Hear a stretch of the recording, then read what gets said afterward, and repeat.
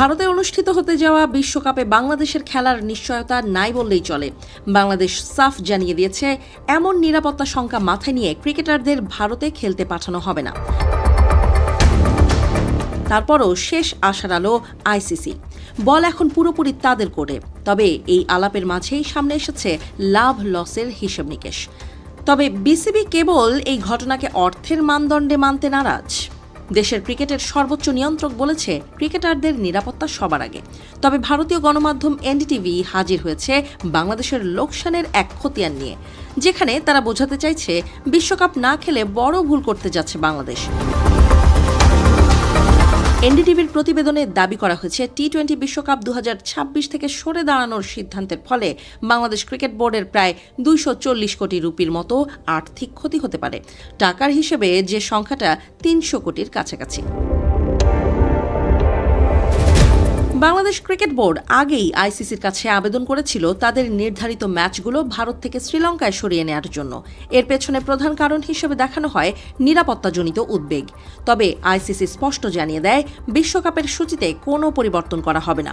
এর ফলে বাংলাদেশ যদি ভারতের মাটিতে খেলতে অস্বীকৃতি জানায়, তাহলে তারা কার্যত টুর্নামেন্ট থেকেই ছিটকে যেতে পারে। সংবাদ সংস্থা পিটিআই এর রিপোর্ট অনুযায়ী টি-20 বিশ্বকাপে অংশ না নিলে বাংলাদেশ ক্রিকেট বোর্ডের প্রায় 27 মিলিয়ন মার্কিন ডলার অর্থাৎ ভারতীয় মুদ্রায় প্রায় 240 কোটি টাকা লোকসান হতে পারে। এই ক্ষতির মধ্যে রয়েছে সম্প্রচার স্বত্ব থেকে আয়, স্পন্সরশিপ এবং চলতি আর্থিক বছরের অন্যান্য বাণিজ্যিক রাজস্ব। বোর্ডের আর্থিক কাঠামোর ওপর এর প্রভাব দীর্ঘমেয়াদী হতে পারে বলে আশঙ্কা করছেন ক্রিকেট বিশ্লেষকরা।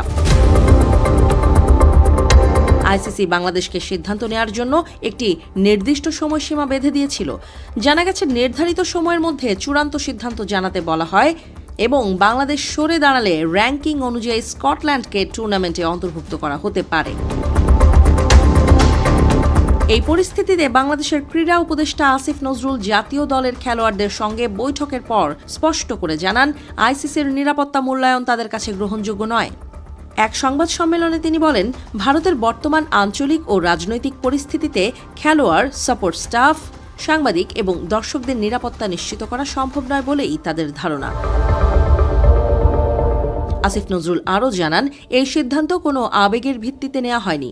আমরা ঝুঁকি ও ক্ষতির বিষয়টি বিবেচনা করেই সিদ্ধান্তে পৌঁছেছি। খেলায় অংশ না নেওয়ার আর্থিক ক্ষতি অবশ্যই বড়, কিন্তু খেলোয়াড় এবং নাগরিকদের জীবনের ঝুঁকি তার চেয়েও বড়। তিনি বলেন, এটি একটি রাষ্ট্রীয় সিদ্ধান্ত এবং নাগরিকদের নিরাপত্তা নিশ্চিত করা সরকারের দায়িত্ব। বাংলাদেশের নির্ধারিত 4টি ম্যাচ ভারতের মাটিতে হওয়ার কথা ছিল। এর মধ্যে 3টি ম্যাচ কলকাতায় এবং 1টি মুম্বাইয়ে।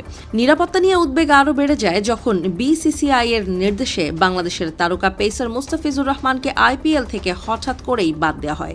যদিও ওই সিদ্ধান্তের পেছনে নির্দিষ্ট কারণ প্রকাশ করা হয়নি, তবে এটিকে ঘিরেই নতুন করে প্রশ্ন উঠতে শুরু করে।